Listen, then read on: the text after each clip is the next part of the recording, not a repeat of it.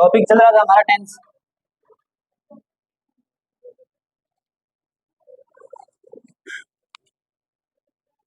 Simple complete हो गया ना, प्रेजेंट सिंपल कंप्लीट हो गया। प्रेजेंट कंटिन्यूस पढ़ना है आज या पढ़ दिया? पढ़ना है। कुछ कुछ कुछ चीजें लिखवाई क्या मैंने कंटिन्यूस? नहीं लिखवाई। नए बच्चे ध्यान देना, प्रेजेंट सिंपल और प्रेजेंट कंटिन्यूस की यदि हम बात करें तो प्रेजेंट कंटिन्यूस में जो काम चलेगा वो लगातार चलेगा। कंटिन्यूस का मतलब समझ रहे हो तुम? और कोई भी काम को कंटिन्यूस में दर्शाना है तो वर्ब के साथ, वर्ब की फर्स्ट फॉर्म के साथ आईएनजी का यूज करना होता है। आ रही बात समझ में? या फिर मैं यूँ कहूँ कि दुनिया का कोई भी काम यदि तुम्हें कंटिन्यूस में बताना पड़े तो तुम वर्ब के साथ क्या यूज करोगे? आईएनजी का यूज करोगे। ठीक ठीक समझ पा रहे हो? हर किसी वर्ब के साथ आईएनजी लग जाए वो कंटिन्यूस हो ये जरूरी नहीं है। वजह यह है कि वो जेर एंड हो सकता है, हमने कुछ पहले ही बात कर ली इसके बारे में। पर जो कि अभी रिक्वायरमेंट है जिस चीज़ की, हम उसकी बात करें प्रेजेंट कंटिन्यूस की, जिसमें वर्ब के साथ आईएनजी का यूज करना मतलब कोई काम को कंटिन्यूस में दर्शाना। समझ गए बात को? और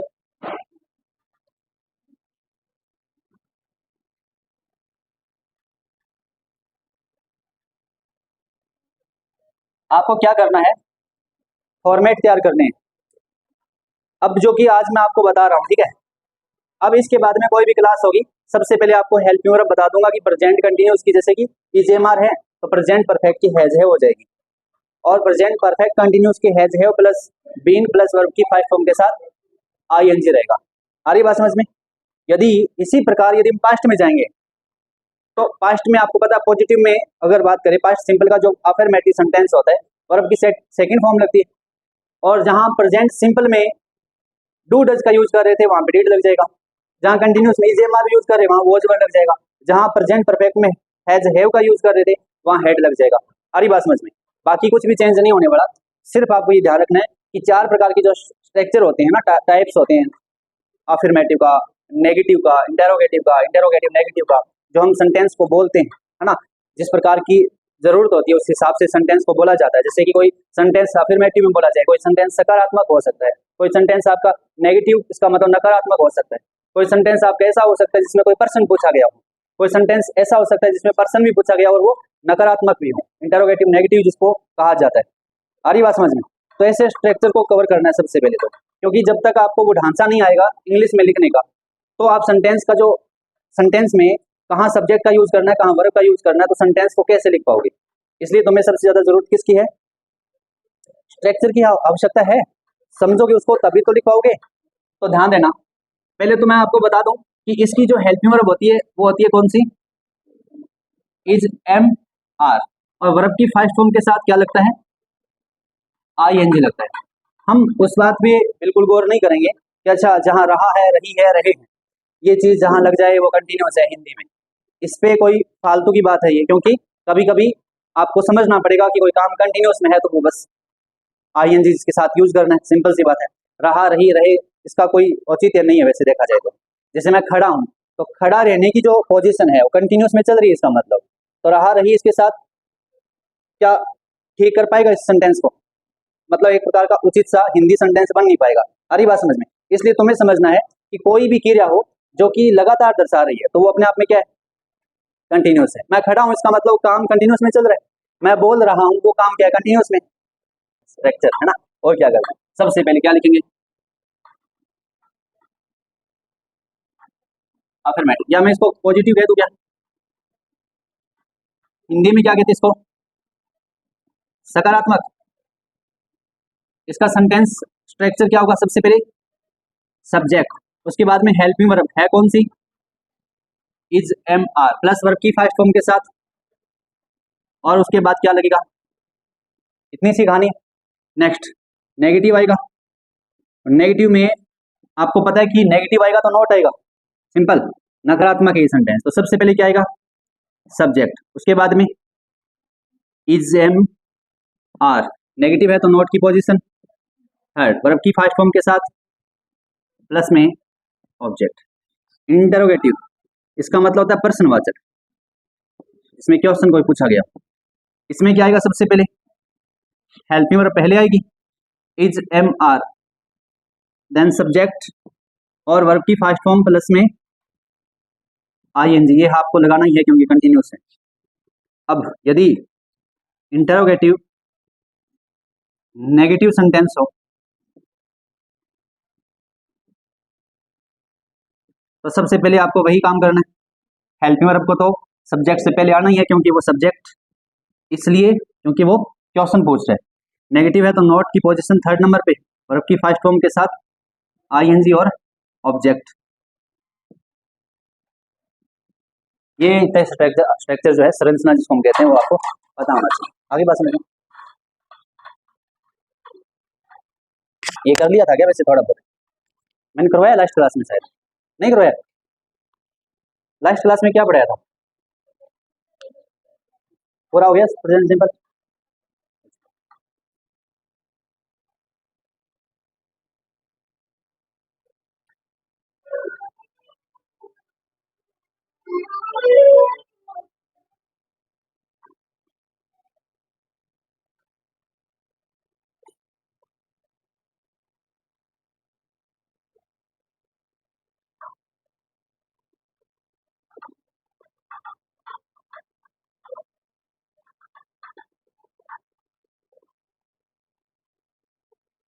वीडियो वॉच करते हो क्या तुम? व्यूज ठीक ठाक से आ रहे हैं, मेरा मन नहीं करता यूट्यूब पे डालने का। जब इसका यूज ना हो तो फिर फिजूल में मेहनत क्यों की जाए? कोई देख ही नहीं रहा।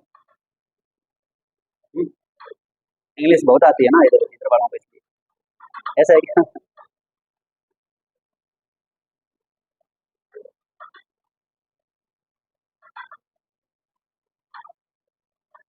टीचर भी तो मोटिवेट रहता है, व्यूज आएंगे तो। खाली मेहनत कैसे हो सकती है? या फिर वही बात है, गीता का वो श्लोक है, कर्म करते रहो, फल की इच्छा मत करो। सही बात है ये।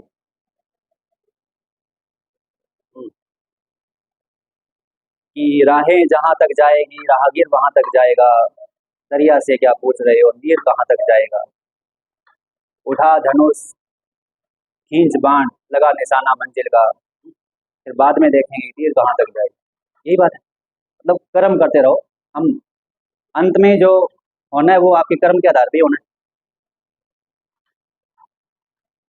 उतार लिया क्या? इसकी कीवर्ड लिखनी है आपको। आपको इंग्लिश में कैसे पता चलेगा कि ये प्रेजेंट कंटिन्यूस है? इधर वाला एरिया आ रहा है क्या? देखो, कीवर्ड्स की यदि मैं बात करूं, जैसे हिंदी में पहचान होती है, तुम सिंपली यदि बात करते हो रहा, रही, रहे, है ना, तो वो कंटिन्यूस बताता है। प्रेजेंट में कंटिन्यूस कौन बताएगा? कीवर्ड भी ध्यान से देखना, तुम गौर से चेक करना। जो कीवर्ड आपको लगातार परमानेंट को बता रही है वो प्रेजेंट सिंपल की है, जिससे आपको बोध हो जाता है कि वो परमानेंट है ना, वो प्रेजेंट क्या होगा? सिंपल होगा। जहां काम कुछ ही देर का हो, थोड़ी देर बाद बंद हो जाए, वो क्या होगा? कंटिन्यूस। दोनों में अंतर है, ध्यान रखना। जो काम परमानेंट चलता है वो प्रेजेंट सिंपल में लिखा जाता है, हमेशा ध्यान रखना। आ रही बात समझ में? और जो काम थोड़ी देर के लिए होगा वो कंटिन्यूस में होगा, क्योंकि कोई भी काम यदि शुरू किया है तो उसको खत्म भी तो करना पड़ेगा। यदि वो खत्म होगा थोड़ी देर बाद में, इसका मतलब उसको किस में लिखा जाएगा? प्रेजेंट कंटिन्यूस में। जैसे मैंने आपको एक एग्जांपल दिया था कि मैं सांस ले रहा हूं, ये सेंटेंस सही है या गलत है? पता चला कि मेरे अंदर ऐसी कोई ताकत है जिससे मैं थोड़ी देर बाद इसको बोल दूंगा एक बार बंद कर ले, उसके बाद में वापस शुरू कर देंगे, ऐसा तो नहीं है। इसका मतलब ये ध्यान रखना, जो काम नेचुरल है वो प्रेजेंट सिंपल में लिखा जाएगा, और जो काम आपको पता है कि थोड़ी देर बाद उसको बंद करना है वो कंटिन्यूस में लिखा जाएगा। आ रही बात समझ में? जैसे मैंने बोला कि डेली, डेली का मतलब क्या होता है? Present simple.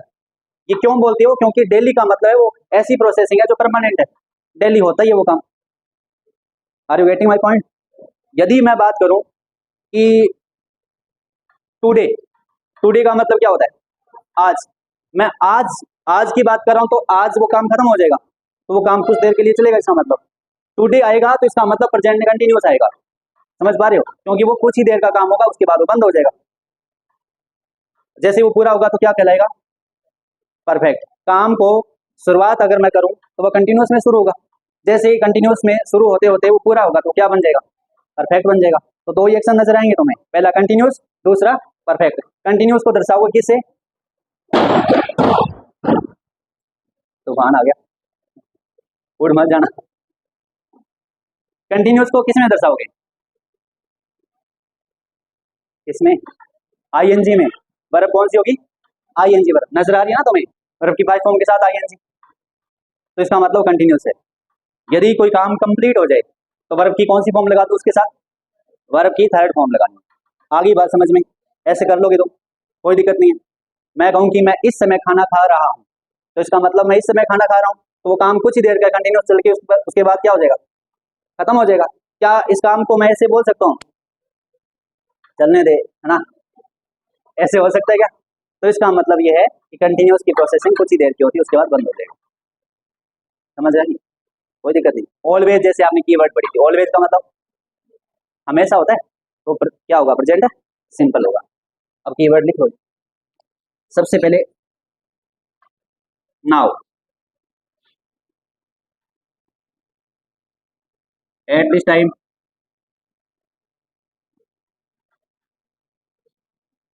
At this moment,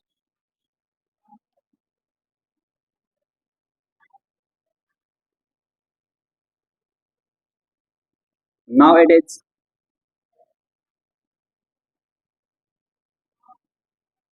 these days, today, आप लुक, लिसन, ये सब भी यूज कर सकते हैं। डे बाय डे भी हो सकता है।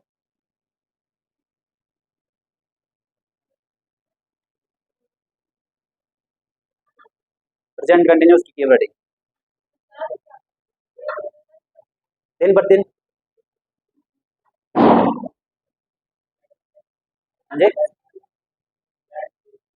दैट डे वो पास्ट में चला जाएगा, पास्ट कंटिन्यूस। ये टू डे की जगह दैट डे चेंज हो जाएगा वहाँ पे, ठीक है? पास्ट पढ़ेंगे तो वहाँ पे हम क्या पढ़ेंगे? दैट डे पढ़ेंगे। तो नाइट भी कर सकते हो तुम, टू नाइट, ठीक है? आज ही की बात हो रही है, इसका मतलब हमेशा की बात। इसमें कोई चीज नजर आ रही है जो कि हमेशा की तरह हो रही है, ऐसा कोई फील नहीं है ना इसमें? तो वो चीज। नाउ का मतलब क्या होता है? अब एट दिस टाइम का मतलब इस समय, एट दिस मोमेंट, इस क्षण, है ना? और नाउ डेज का मतलब कोई काम ऐसे हो सकता है कि इन दिनों, इन दिनों में कोई भी चीज, मतलब जैसे सरसों काट रही हूँ या काट रहा हूँ, है ना? ऐसा भी हो सकता है। दीज डे का मतलब क्या होता है? ये आजकल है। दीज डे का मतलब इन दिनों होता है। आ रही बात समझ में? नाउ डेज का मतलब आजकल मैं ये काम करता हूँ। दीज डेज का मतलब क्या होता है? इन दिनों। हिंदी लिखवानी है क्या? लिखवानी है? नीड है नहीं? ठीक है। टुडे, आज, टुनाइट, आज रात्रि, लुक। अच्छा, लुक और लिसन में थोड़ा सा ध्यान करना। लुक मतलब क्या होता है? देखना। अच्छा, एक लुक होता है, एक सी होता है, एक वॉच होता है, तीनों में क्या अंतर है अंतर कोई? सी मतलब सी, ये वर्ब की फर्स्ट सेकंड मत मान लेना। तीनों का मतलब देखना होता है। कैसे होता है? देख, कोई रैंडम आपने किस चीज को देखा, मान लो, है ना? अचानक से किस चीज को देखा, आई सी, ऐसा, एलोइन, ऐसे बोलते हो कई बार। अचानक से किसी चीज को देख लिया, इसका मतलब क्या होगा? वॉच का मतलब क्या होता है? किसी चीज को बड़ी गहराई से देख के आ रहे हो तुम पढ़ते हो, इसका मतलब वॉच करते हो। वॉच है ना वो, या ऐसे सी। अगर ऐसा है तो फिर भविष्य खतरे में है, ध्यान रखना, ठीक है? तो वॉच का मतलब क्या है? किसी चीज को गौर से देखना। जैसे तुम टीवी देखते हो, मोबाइल देखते हो, तो उसके लिए क्या यूज किया जाएगा? वॉच। जैसे कोई एडवोकेट है ना? वो किसी चीज को स्टडी करके आएगा, किसी केस को स्टडी करके आएगा, तो क्या बोलेगा? आज मैंने अच्छे से वॉच किया उसको। क्यों? क्योंकि इस चीज को गहराई से देखना वॉच है। लुक मतलब पहले से आपको आग्रह किया जाए, देखो, देखो, देखो, मतलब कोई काम ऐसा होगा जो कंटिन्यूस में चल रहा होगा, इस चीज को समझना। यदि मैंने आपका ध्यान रिसेप्शन पे या किसी जगह पे आपका ध्यान लेके जा रहा हूँ, इसका मतलब जरूरी वहां पे क्या काम हो रहा है? कोई कंटिन्यूस में हो रहा है, तभी बता रहा हूँ मैं आपको कि देखो। आ रही बात समझ में? तो इसका मतलब इसे तुम समझ पा रहे हो कि अच्छा, ये जो कोई चीज आएगी तो हमें पता करना है कि वो क्या होगा, प्रेजेंट है, कंटिन्यूस होगा। लिसन मतलब, लिसन सुनना होता है। सुनना और क्या होता है? हियर होता है। एक इसमें और इसमें क्या अंतर है? आई हेard a noise, मैंने एक आवाज सुनी, अचानक से कोई आवाज आपके कानों में पड़ी, इसका मतलब हियर। यदि यदि तुम्हें बोला जाए कि सुनो, पहले से ही आपको तैयार किया जाता है किस चीज के लिए, तो उसके लिए क्या बोला जाएगा? आगे बात समझ में, ऐसे याद कर सकते हो। तो ये सारी सारी चीजें जो है आपको पता चल रहा है कि रटना नहीं है, सिर्फ फील करना है कि अच्छा इसका जो सेंस है वो परमानेंट आ रहा है या कोई कंटिन्यूस में जा रहा है। तो कंटिन्यूस में जा रहे हैं, इसका मतलब रटने की जरूरत है क्या? तुम शब्दों को देखो जरा, रटने की जरूरत है क्या? समझ जाओगे ना कंटिन्यूस का मतलब क्या है। ओके, अब कुछ सेंटेंस लिख लो, हम आगे उस वर्ब की बात करेंगे जो वर्ब अपने साथ आईएनजी नहीं लेती, उसकी भी बात करेंगे। पहले कुछ सेंटेंस लिखो तुम। सेंटेंस क्या लिखोगे? हिंदी में कुछ सेंटेंस दूंगा, तुम इंग्लिश बनाओगे, बना दोगे ना? लिखो फिर।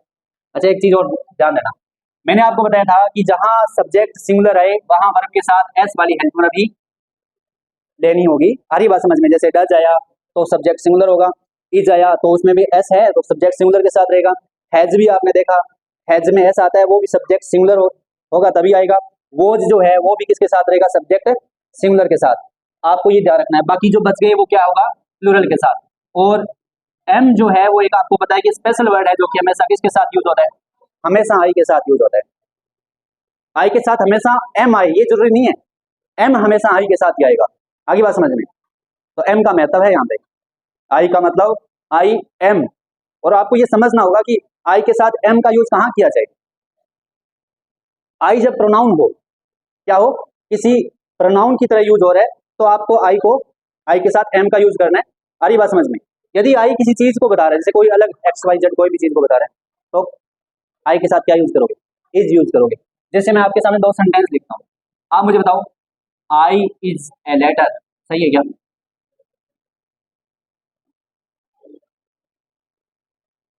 सही है? या आई एम ए लेटर, इसका जब मीनिंग बनाओगे तुम, तो मैं एक लेटर हो गया थे। तो आगे बात समझ में, आई इज ए लेटर का मतलब है कि आई ए क्या होता है? लेटर होता है। आपने ए से लेकर के जेड तक सारे लेटर देखे, जिसमें से एक आई भी है जो कि एक लेटर है, उसमें मैं ये बोल दूं लेटर नहीं, letter. A is a letter, ये भी हो सकता है, ए इज ए लेटर, है ना?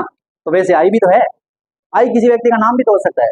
मान लो आपके घर वालों ने आपका नाम आई रख दिया, तो तुम क्या आई के साथ फिर इज लगाओगे या कुछ और?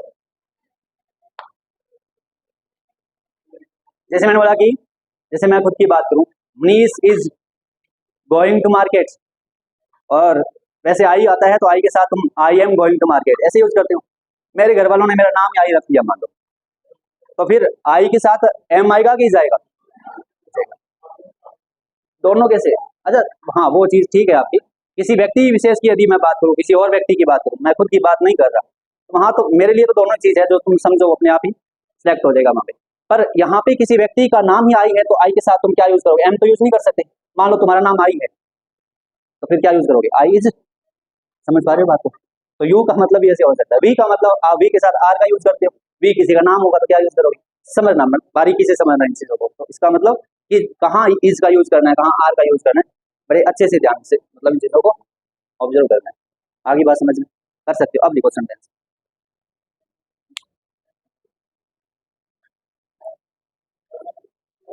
लिखो, देखो हम इस समय भोजन पका रहे हैं, हम इस समय भोजन पका रहे हैं। एक लाइन छोड़ना, नेक्स्ट लिखो,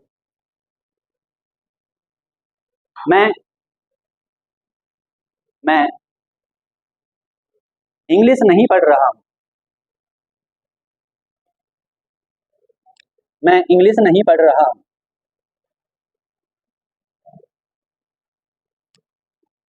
तीसरा लिखो, क्या मेरी माता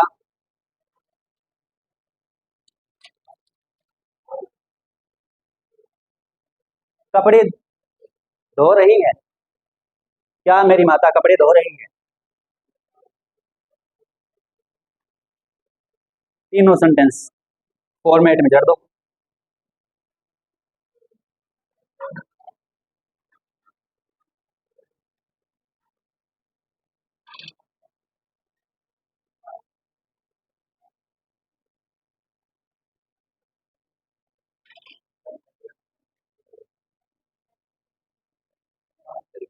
क्वेश्चन मार्क।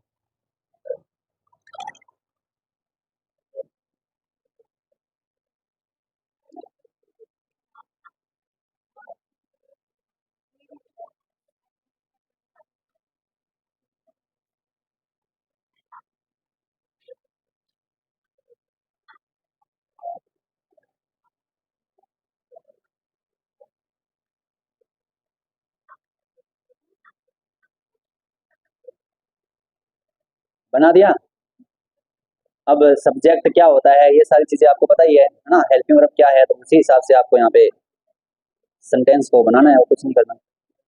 फॉर्मेट को ध्यान से रखो सेंटेंस में।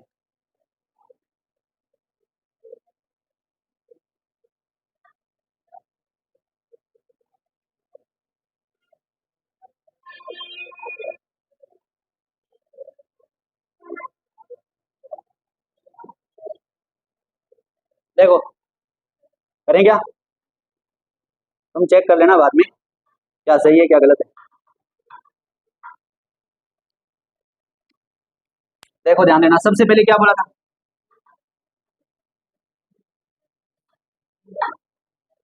पहला सेंटेंस क्या था,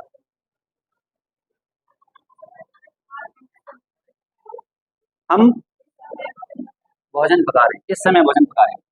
टाइम अंत में आएगा, ध्यान रखना। हम के लिए क्या यूज करें, वी का मतलब हम होता है। वी एक वचन है एक बहुवचन, सिंगुलर या प्लूरल, सिंगुलर तो नहीं है प्लूरल है इसका मतलब, तो प्लूरल के लिए इज तो नहीं आएगा, क्या आएगा आर। वी आर, पकाने को क्या कहते हैं, कुक, लेकिन काम कंटिन्यूस में जा रहा है तो कुक के साथ वर्ब के साथ आईएनजी यूज करोगे। वी आर कुकिंग फूड, कब हो रहा है काम, एट दिस टाइम, कोई दिक्कत नहीं है, ठीक है। दूसरा बताओ, ये इसका देखो ध्यान देना, मैंने जो सब्जेक्ट है सब्जेक्ट की जगह सब्जेक्ट वी जो है वो रखा है। हेल्पिंग वर्ब तीनों में से एक चूज करनी थी, आपको पता है प्लूरल है तो मैंने आर को यूज किया।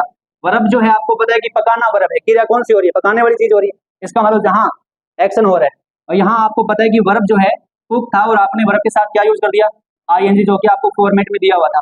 फिर आपको पता है कि अदर वर्ड जो भी है आपके पास, अच्छा क्या पका रहा था, तो फूड, आपने फूड लिख दिया, भोजन को फूड कहा जाता है। एट दिस टाइम का मतलब इस समय, ये कीवर्ड थी, आगे बात समझ में।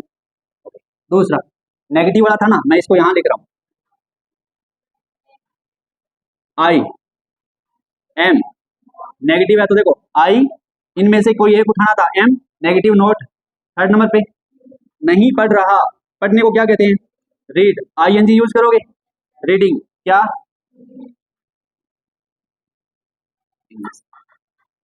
बस एक और बताओ। अब आपको पता है कोई भी पर्सन पूछा है, किसी ने वट तो नहीं लगाया, वट वट नहीं आएगा, ध्यान रखना, क्योंकि जब आपको कोई पर्सन यस या नो में यदि उसका आंसर मिल रहा हो किसी पर्सन का, तो वहां डब्ल्यू एच आता ही नहीं है, वहां डायरेक्ट हेल्पिंग वर्ब से स्टार्ट होता है। तो फिर डब्ल्यू एच कब आएगा, जब आपसे पूछा जाएगा डब्ल्यू एच। जैसे उसने पूछ लिया क्यों पढ़ रहा है या इस प्रकार की कोई बात होगी, कैसे जा रहा है, तो कैसे का मतलब आप यस या नो में आंसर नहीं दे सकते, रीजन बताना पड़ेगा ना, क्यों है, क्यों रीजन बताना पड़ेगा, कैसे है तो मतलब वो मैनर हो गया उसका, है ना, इस प्रकार से। कब है तो वैन लगाना पड़ेगा, टाइम बताना पड़ेगा, कहाँ है तो वेयर लगाना पड़ेगा, जगह बतानी पड़ेगी, आ रही बात समझ में, इस हिसाब से। लेकिन इसमें तो ऐसा कुछ पूछा ही नहीं, क्या से स्टार्ट होने वाला पर्सन, जो हिंदी में क्या से स्टार्ट होने वाला पर्सन होता है उसमें डब्ल्यू एच नहीं आता, आगे बात समझ में। तो सबसे पहले क्या लगाओगे, अब आपको पता है कि यहाँ पे सब्जेक्ट सिंगुलर है तो पहले क्या आएगा, इज, उसके बाद में माई मदर, और धोने को वॉश कहते हैं, वॉशिंग, आईएनजी हो गया, और क्लॉथ्स कपड़े, और क्वेश्चन मार्क लगाना होगा आगे जाना, ठीक है। एक और बनाओ, हाँ लिख सकते हो तुम।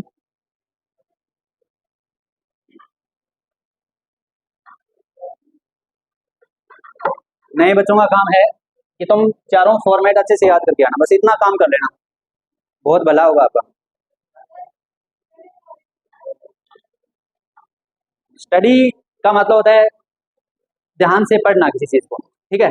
रीड का मतलब नॉर्मली हम किसी चीज को पढ़ने के सेंस में यूज कर सकते हैं। स्टडी का मतलब होता है वही बात है जिसमें आप वॉच की बात करते हो, है ना, और वॉच का मतलब क्या होता है, देखना, और एक सी मतलब, दोनों में अंतर है, वैसे ही कुछ चीज में अंतर है। जैसे स्टडी है इसका मतलब किसी चीज को ध्यान से पढ़ना, इसका मतलब तुम पढ़ रहे हो, किताब लेकर के पढ़ रहे हो, इसका मतलब वो क्या होगा, ज्यादातर हम रीड का यूज कर देते हैं नॉर्मली, तुम पढ़ रहे हो इसका मतलब अध्ययन कर रहे हो तुम, अगर अध्ययन की सेंस आ रही है इसका मतलब तो वो गहराई से पढ़ रहे हो तुम, तो स्टडी यूज किया जाएगा। अदरवाइज नॉर्मली तुम पढ़ रहे हो तो इसका मतलब क्या यूज किया जाएगा, रीड। आगे बात समझ में,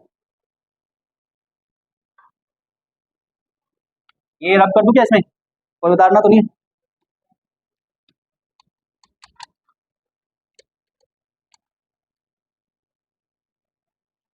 देखो सेंटेंस, देखो वे, हाँ वे आजकल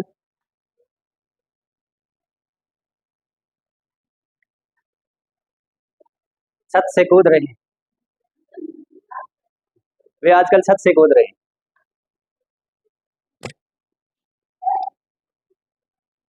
आंसर ये बोले, नहीं कूद सकते।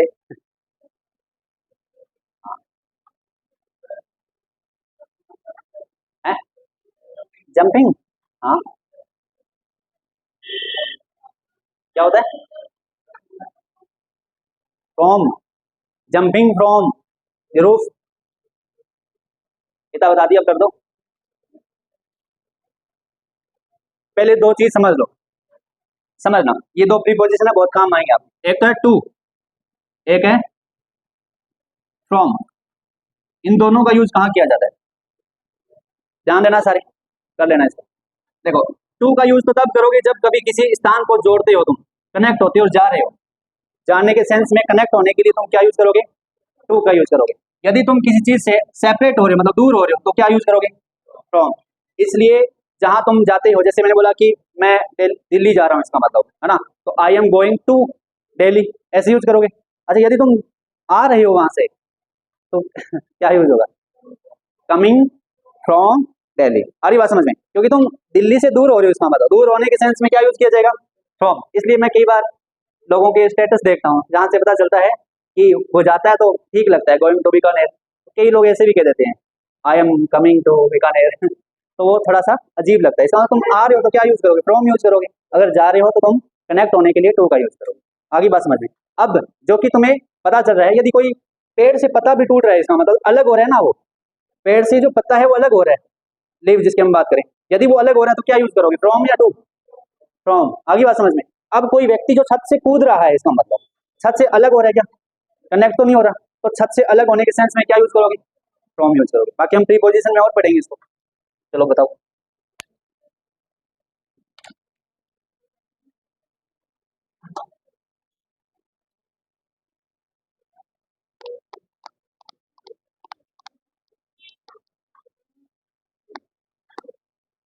स्टेटस अजीब अजीब से होते हैं कई, है ना, यही मतलब अलग ही तरह से दर्शाने की कोशिश करते हैं। आज मूड ऑफ है, कॉल मत करना, ऊपर ऊपर लिखते हैं, तुम स्विच ऑफ कर दो फोन को, क्या बता रहे हो, है ना, ऐसा होता है। आज मैं इस काम में लगा हूं, मुझे कॉल मत करना, ऐसा देखते तो हंसी आती। अपने अपनी परसेप्शन है ना। चलो बताओ क्या लिखा है आपने, बना दिया क्या, या तुम वेट कर रहे थे, बना दिया, क्या बोला बताना, वे दे आर जंपिंग फ्रॉम छत से, ऊपर वाली छत है, नीचे वाली को सीलिंग कहा जाता है ना, ये भी ध्यान रखना, ऊपर वाली छत को, जो छत से ऊपर जो जगह है उसको क्या बोलेंगे, रूफ। ये नीचे जो है आपको नजर आ रहा है, जो पंखा लटक रहा है, सीलिंग। एक और बनाओ जल्दी से। अच्छा आजकल क्या, मैंने सोचा ऐसे क्यों देख रहे हो, नाउ एडेट्स कुछ कमी रहेगी, हाँ ऑन होगा फिर तो, छत पे कूद रहे हैं, ऑन आएगा फिर तो, देखना पड़ेगा सेंटेंस कैसे, कुछ चीजें होती है ध्यान रखना।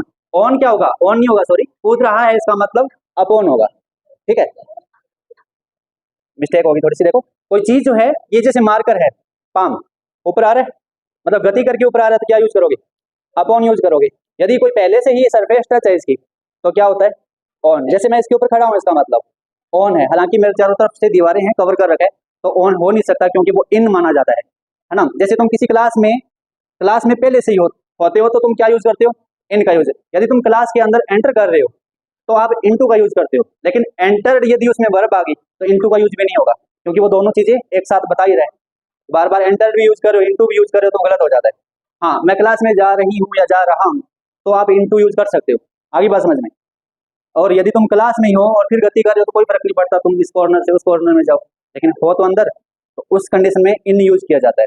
वही यदि तुम किसी छत पे कूद रहे हो, मान लो किसी टेबल पे कोई, किसी बिल्ली ने छलांग लगाई है टेबल पे, तो क्या यूज करोगे, अपॉन, और पहले से ही बिल्ली उसके ऊपर बैठी है, इसका मतलब ऑन होगा। आगे बात समझ, ये ठीक समझ आया आपको, क्लियर हो रही है बात? Very good. एक और लिखोगे, एक सेंटेंस मैं देता हूँ आपको, आप बताओगे मुझे।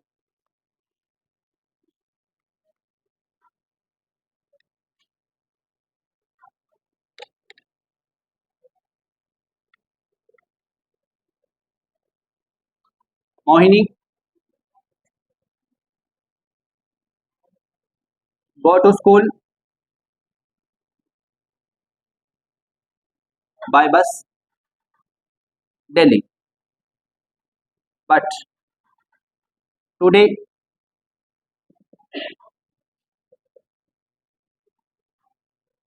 गो टू स्कूल बाय कार। तुम्हें यहाँ वर्ब को फिल करना है और फिर तुम्हें समझना भी है सेंस क्या है सेंटेंस का।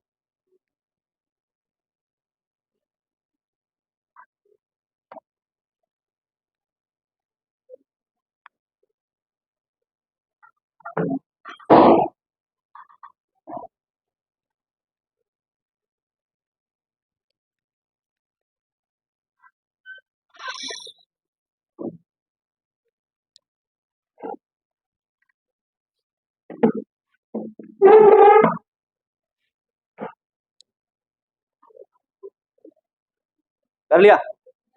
ये कीवर्ड वगैरह आपने लिख रखी है ना, तो फिर भी इसमें से नहीं आएगी, पर तुम्हें फिर भी समझना है सेंटेंस क्या है। Mohini goes to school by bus daily, मतलब एक तो ये चीज ध्यान रखना, मोहिनी डेली जाती है, किससे जाती है, बस से जाती है। वो कौन सी एक्टिविटी है, परमानेंट है। परमानेंट एक्टिविटी किस में लिखी जाएगी, प्रेजेंट सिंपल में, या फिर इसको हैबिट मान लो, आपका जो मन करे, है ना, तो वो प्रेजेंट सिंपल में। बट टुडे, लेकिन टुडे, टुडे है ये ध्यान रखना, ठीक है, टुडे, लेकिन आज की बात हो रही है, केवल आज की बात हो रही है, रोजाना नहीं है।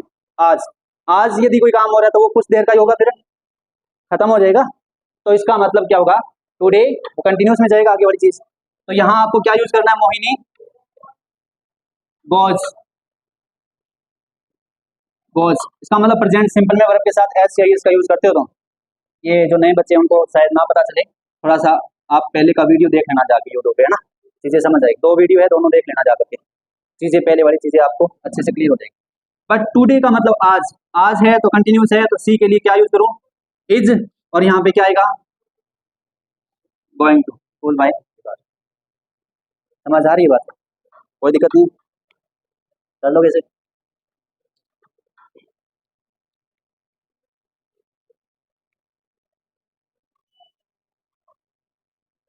साफ कर दूं?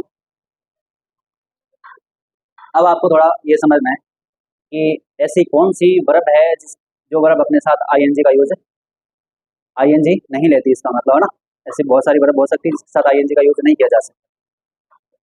जैसे मैंने आपको बोला था कि ऐसी प्रोसेसिंग जो कि नेचुरल हो, है ना, वो प्रेजेंट है सिंपल में लिखी जाती है। मैंने आपको बोला था सांस लेता हूँ, अच्छी बात है ये, सांस ले रहा हूँ गलत है ये, है ना, सांस ले रहा हूँ इसका मतलब वो आपके कब्जे में है हर चीज, है ना, कंट्रोल में है, तुम थोड़ी देर बाद उसको बंद करके छोड़ दोगे, यही है। लेकिन ये नेचुरल है, जब तक तुम जी रहे हो तब तक सांस लेते रहोगे, इसका मतलब, तो इसका मतलब क्या है, ये परमानेंट। आगे बात समझ में, यदि थोड़ी देर के लिए है वो कंटिन्यूस है।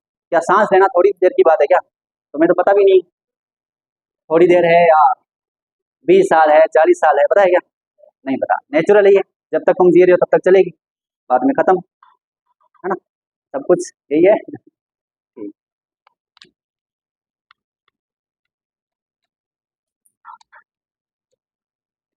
ऐसी और कौन सी वर्ब है, देखना थोड़ा सा ध्यान रखना, कंटिन्यूस में जो हम इसको यूज नहीं कर सकते। कुछ वर्ब बता रहा हूँ, है ना, फील कर लेना तुम क्यों यूज नहीं होती। जैसे एक वर्ड है, वर्ब है सॉरी, नो, और here,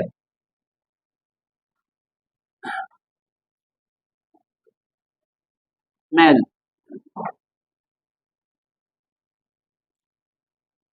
love, hate, feel, resemble, same,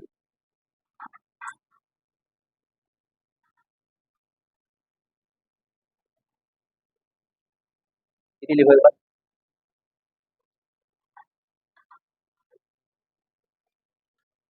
इनके साथ आईएनजी का यूज नहीं होगा। और हाँ, एंग्री कर सकते हो, ये फील जिसको आप महसूस करते हो उनके साथ आईएनजी का यूज नहीं करना, सिंपल ध्यान। थिंक भी कर सकते हो आप, थिंक, थिंक भी हो सकता है। स्मेल होता है वो, पर प्रेजेंट कंटिन्यूस में गलत होगा। थिंकिंग वो आपको एक नाउन की तरह यूज करना हो तो कोई दिक्कत नहीं है। वो जैसे आप कई बार बोलते हो ना, जेरेंट की तरह, तो वैसे मैं सोच रहा हूँ, आई एम थिंकिंग, सोच रहा हूँ नेचुरल नहीं है ये, सोचता हूँ। सोचना जो है फील है, ये ध्यान रखना। जो फील करते हो वो आईएनजी नहीं लेगा। आ रही बात समझ? नो, नो यदि मैं बोलूं, नो का मतलब क्या होता है? जानना। मैं आपको जानता हूं या मैं आपको जान रहा हूं, कौन सा सही होगा?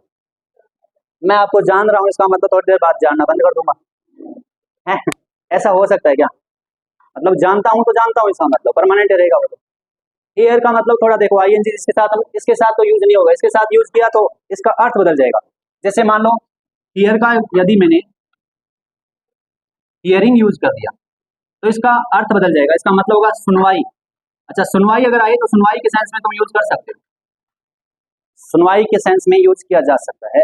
लेकिन हियर तो अगर एक्चुअल में तुम ऐसे बात करते हो कि मैं सुन रहा हूं, तो इसका मतलब तुम्हारे अंदर वो एक कैपेसिटी है जो थोड़ी देर बाद में आप, एक बटन है आपके पास, बंद कर दोगे, है? ऐसा है क्या? परमानेंट सुनते रहोगे तुम?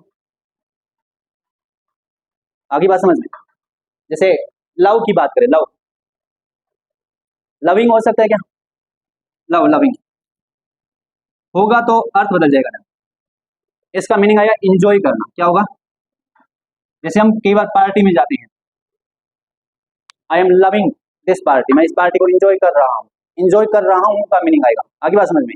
जो तुम जैसे लव वर्ड यूज करते हो, तो लव के साथ आपने हमेशा प्रेजेंट सिंपल ही देखा है, सिंपल देखा है, एक वर्ड आता है सिंपल सा, आई लव यू, ये काफी बार देखा होगा आपने, पता है आई क्या है इसमें? है सब्जेक्ट है, इसको एज ए प्लूरल कंसीडर किया जाएगा, है या नहीं है? तो इसके साथ क्या वर्ब एस या एस का यूज लेगी? माई मदर भी हो सकती है, माई मदर लव मी, क्या सही है? बदल गया सेंस। इसीलिए तुमने इसको प्रेजेंट सिंपल में यूज किया, हमेशा इसको भी प्रेजेंट सिंपल में यूज करोगे। क्या तुम ऐसे बोल सकते हो my mother is loving me, थोड़ी देर बाद बंद? ऐसा है क्या? इसलिए तुम क्या यूज करोगे, इसके साथ एस का यूज करना पड़ेगा। ऐसा होता है? अरे ऐसा नहीं होता, वो तुम्हें दिखता है, माँ के लिए कौन कह सकता है ऐसा? है मूर्ख है। माई मदर लव्स मी, इसका मतलब यह है कि प्रेजेंट सिंपल में ही लिखी जाएगी ये बात। वो डांट फटकारती है अलग बात है वो ना, पर सबसे ज्यादा आप ही हो उनके लिए प्रिय, है ना? ये चीज आप हमेशा ध्यान रखना। और माता, माता पिता के लिए, और अगर हम बात करें है ना जीवन में आपकी भलाई सोचने की यदि बात की जाए, तो माँ बाप के अलावा कोई व्यक्ति दूसरा है तो वो अपना स्वार्थ देख रहा है, ये बात आप हमेशा ध्यान रखना। इसलिए तुम्हें बड़े ध्यान से चीजों को सिलेक्ट करना होता है। दुनियादारी जो है ना, समझने के लिए इस चीज को आप हमेशा ध्यान रखना, जितना ज्यादा फायदा आपके लिए जो सोचा जाएगा वो कौन सोचेगा? आपके पेरेंट्स, इसके अलावा कोई नहीं है। सोच रहा है तो फिर वो उसका कोई अपना स्वार्थ होगा, है ना? ये चीज ध्यान रखना। तो आपको यहाँ एक चीज को समझना है कि लविंग वर्ड यूज नहीं होगा, तो कहाँ होगा वो चीज आपको ध्यान रखना है। जहाँ इंजॉय का मीनिंग आपको फील करवाए वहां आपको लविंग यूज। हियर का यूज कब करोगे? जब कभी कोर्ट की बात आ रही है, कोर्ट में आपको पता है सुनवाई, आज सुनवाई है, फला फला कोई केस है, उसकी सुनवाई हो रही है, इसका मतलब ना। तो उस केस में आप क्या यूज करो, हियरिंग। दो चार सेंटेंस लिखवाई देता हूँ आपको। जैसे मैंने लिखा, द जज इज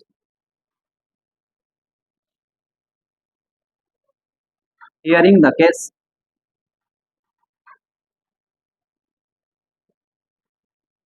इन द कोर्ट। सही बात है क्या? सही है। जज क्या कर रहे हैं, कोर्ट में इस केस की क्या कर रहे हैं, सुनवाई कर रहे हैं। इसका मतलब सुनवाई के तौर पे तो आपने हियरिंग यूज किया, तो ज्यादातर आपको यही ध्यान रखना है। एक वर्ड जो कोर्ट के उद्देश्य से यूज किया जाएगा, जहां आपको कोई भी मुकदमा वगैरह है उसकी सुनवाई होती है, तो वहां आपको हियरिंग यूज करना। बाकी आप हियरिंग यूज नहीं कर सकते। आगे बात समझ में। उसका और लिख लो लगभग, I am loving this party. Simple. मतलब इसका क्या मतलब है, इस पार्टी को एंजॉय कर रहा हूं। बता लो।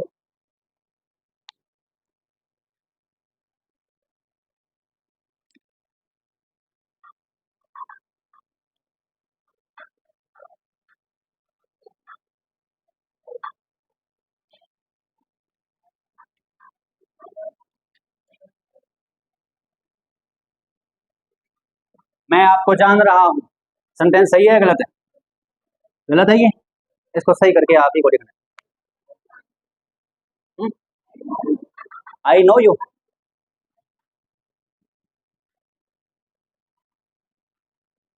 ये होगा, आई जो है प्लूरल है तो वर्ब के साथ एस चाहिए, इसका यूज नहीं होगा।